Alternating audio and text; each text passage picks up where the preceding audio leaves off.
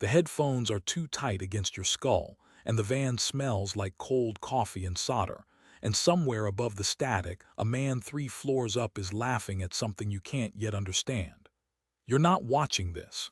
You're inside it, the wire, the van, the headset, the 14-hour shift that turns into a career. My name doesn't matter yet. What matters is that I spent 22 years listening to men who thought no one was listening. And I'm going to put you in every seat I ever sat in, the rookie with shaking hands, the veteran who stopped flinching, the one who had to decide, at 2 a.m., whether a tape was worth a life. You are 26 years old, sitting in a converted laundry room 2 buildings down from a social club, and the date is a Tuesday in March. Routine. You log frequencies, you check tape reels, you eat a sandwich your wife made at 5 a.m. The thing that wasn't routine. At 11:47 that morning, the voice on Channel 2 stopped talking about baseball. You are close enough now that you can hear the particular click a cigarette lighter makes against a Formica table, and a man identified in bureau files as a Genovese family soldier is explaining, in a voice flattened by boredom, how a debt gets collected when the debtor doesn't have the money.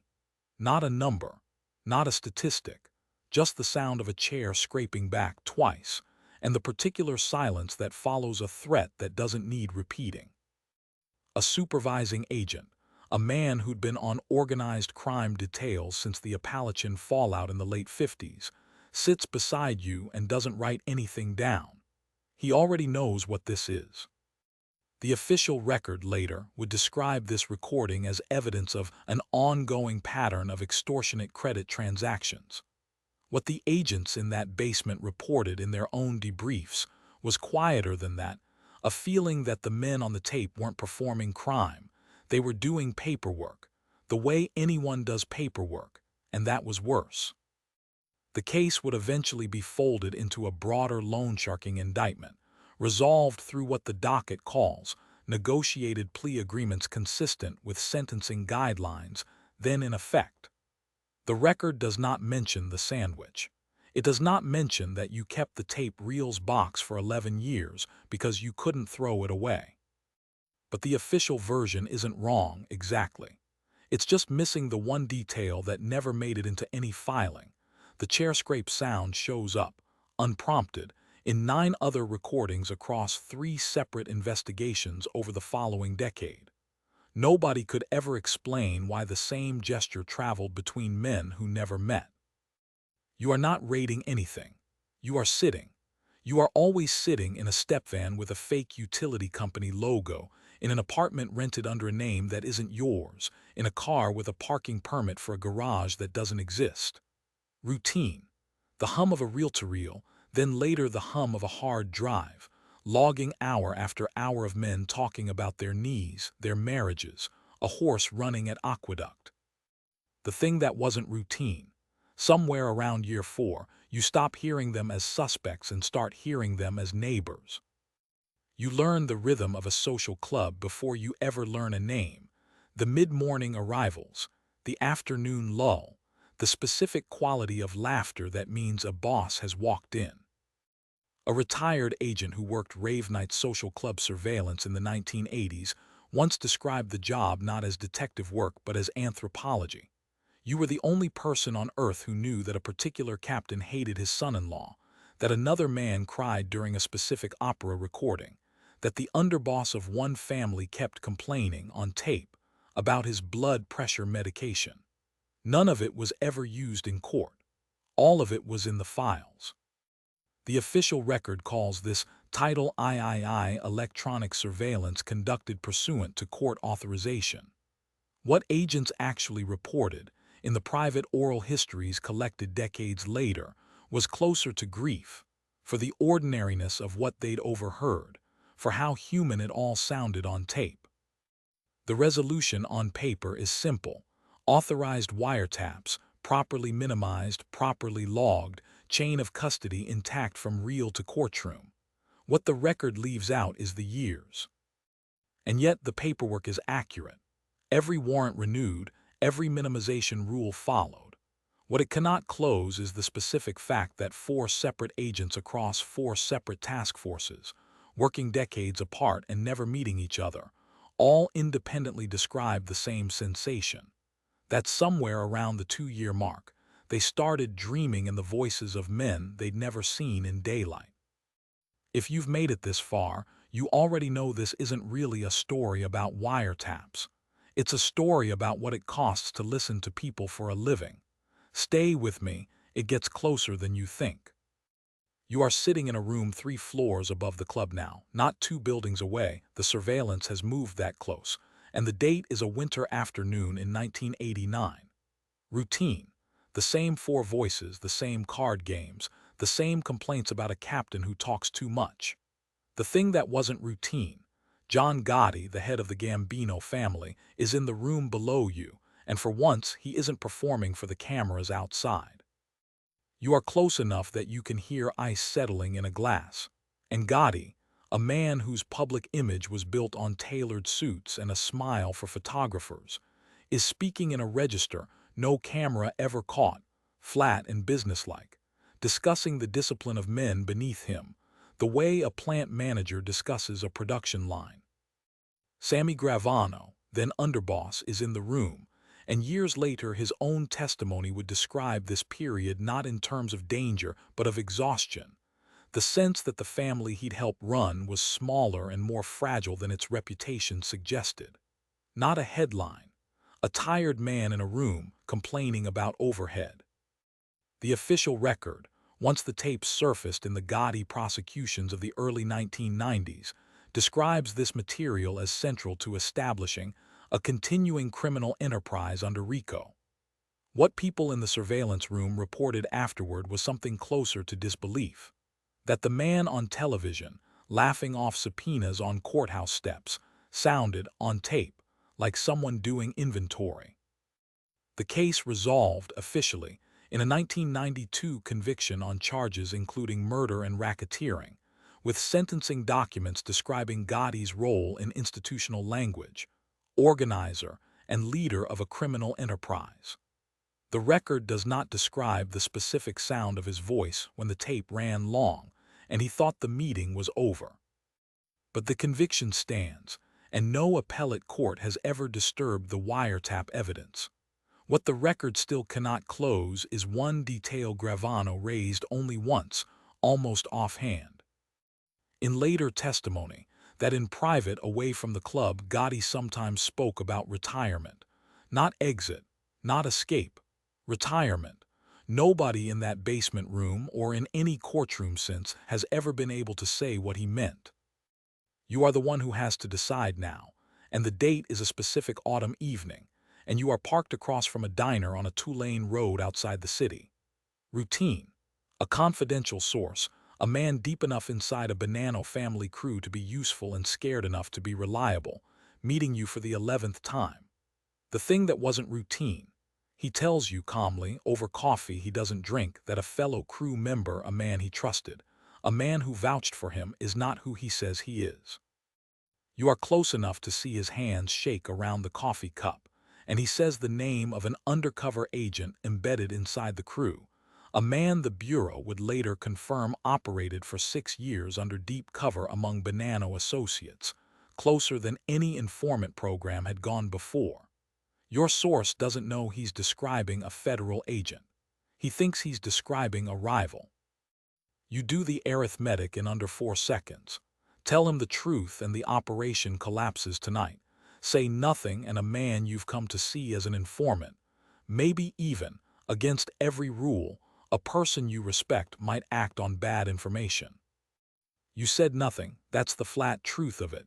No drama, no music. You finished your coffee and drove home. The official case file, when the operation eventually surfaced publicly years later, describes this period only as a critical juncture in undercover operational security requiring careful risk assessment by supervising personnel. It does not mention the diner. It does not mention that the decision was made by one person, alone, in a parked car, with no supervisor reachable by the phone in his glove box. And yet the operation held. The undercover agent survived those years and later testified, becoming one of the most consequential witnesses against organized crime in a generation. What the file still cannot account for is a single line your source said before you both stood up to leave. That he'd known something was wrong for months, and he wasn't asking you to fix it. He was asking you to remember that he told you first. You're not a bystander anymore. From here on, you're not watching the decisions. You're making them, and there's no version of this story where that stops. You are no longer in the van. The date is a spring evening, and you are sitting in a back booth of a restaurant that closes early for private events twice a month, and the man across from you outranks anyone you've ever debriefed. Routine. Small talk about a nephew's baseball game. The thing that wasn't routine. He slides an envelope across the table that isn't money, it's a photograph of your daughter's school. You feel the specific, total stillness of a body deciding not to react, and the man across from you, a caporgime whose family had by then survived 2 internal wars and 1 commission-ordered purge, says nothing else. He doesn't need to. He finishes his drink. He asks about the Mets. You answer him and your voice doesn't shake, and that is the single fact you are proudest of in your entire career. What you reported to your supervisors that night, officially, reads like this. Subject engaged in what is assessed as an implicit threat directed at case agent's family. What actually happened in that booth, the specific, surgical calm of it, the absence of any raised voice, never made it into any report, because there are no boxes on a federal form for the way a threat can be delivered like a compliment. The matter was resolved on paper through enhanced protective measures and a reassignment, in accordance with standard operational security protocol. The file does not name the restaurant. It does not name what the photograph was of. But protective measures were taken, and your family was never touched, and the record is, in that narrow sense, accurate. What it cannot close is why, 11 years later, at a retirement dinner for a man who had nothing to do with any of this, the same caporgime's now adult nephew walked up to shake your hand and knew your name. You are in an evidence room now, not a van, and the date is the winter of 1985, and the routine is cataloging reel after reel, wire after wire, years of Colombo, Gambino, Genovese, Lucchese, and Bonanno surveillance being merged for the first time into a single prosecution theory. The thing that wasn't routine. Someone realizes, tape by tape, that the same names keep crossing family lines in ways no single squad had ever been positioned to see. You are close enough to the case agents assembling the commission case, the prosecution that would treat the heads of New York's 5 families as members of one enterprise rather than 5 separate problems, that you can hear the specific exhaustion in their voices as they cross-reference calendars, matching a wedding here to a funeral there, matching a construction bid to a sit-down, until the paper alone tells a story no single tap ever could. Not how many hours of tape. Enough that the transcription pool ran 2 shifts, 7 days a week, for the better part of a year. The official record calls this the first successful application of RICO's enterprise theory against the ruling body of La Cosa Nostra in New York. What the agents doing the cross-referencing reported, informally, was something closer to vertigo, the sense of watching an entire social structure reveal itself only once you stopped looking at any one man. The 1986 convictions resolved with sentences described in filings as among the most severe ever imposed under federal racketeering statutes. The record does not mention that several agents, years afterward, said the case felt less like an arrest and more like an autopsy of an institution that had already been dying for a decade. And yet, the convictions held, every one of them, through appeal. What the record still cannot explain is a detail buried in a single transcript excerpt never used at trial. A boss, on tape, telling an underling that the families should have merged formally decades earlier, that the separation between them had only ever been for show. No one ever found out if he meant it, or if it was one more performance for an audience he suspected might be listening. 2 more parts. If you've stayed this long, you're not here for the history anymore, you're here to find out what it does to a person. So am I. You are behind the wheel yourself, in a Bureau sedan with the plates swapped for the night, and the date is one you won't say aloud even now. Routine, trailing a source's vehicle at a distance to make sure a meet goes clean. The thing that wasn't routine. The meet went wrong fast, and your source came running toward your car instead of his own.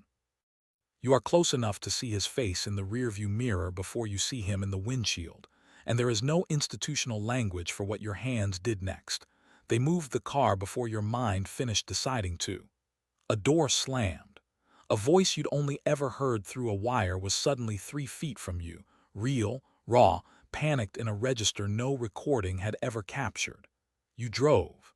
You didn't look back until the block was gone. The after-action report describes this as an unplanned extraction necessitated by a compromised meeting location. It credits quick operational judgment without nomming whose.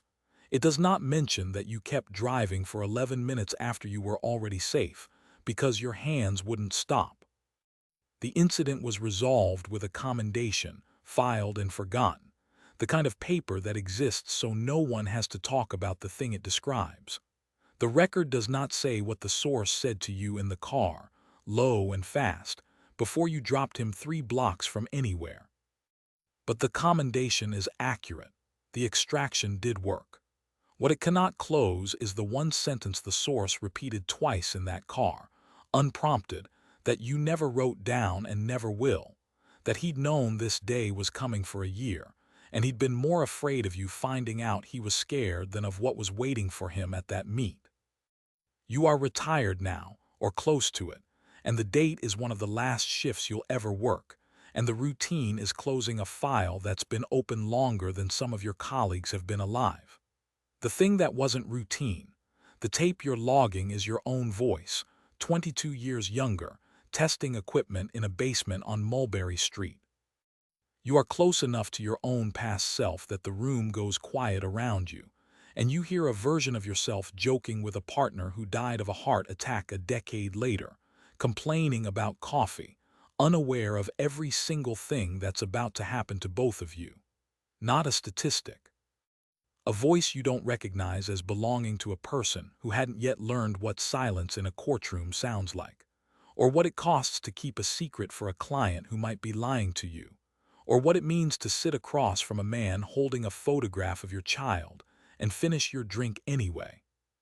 The personnel file, when it closes, will describe your career in the flattest language available: years of service, commendations received, cases closed. It will not mention the reels you kept. It will not mention the names you still won't say out loud in restaurants that remind you of anything. And yet the file is accurate, technically, in every particular it contains. What it cannot close, what no personnel file for anyone who ever did this job has ever closed, is the fact that you are the only person left alive who remembers the exact sound of a man's voice the moment before he decided to trust you. Multiply that by every agent who ever wore a wire, every source who ever sat in a car and finally said the name, every family that never knew how close a photograph came to being used, and you start to understand that the real record of this era isn't in any file cabinet at all. It's sitting in rooms like this one, in people like you, and it is disappearing, one retirement dinner at a time.